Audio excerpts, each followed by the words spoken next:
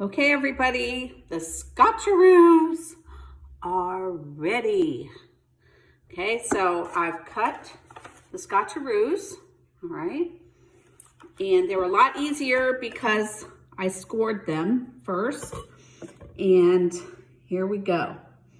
Here's the taste test. So you got the Scotcharoo.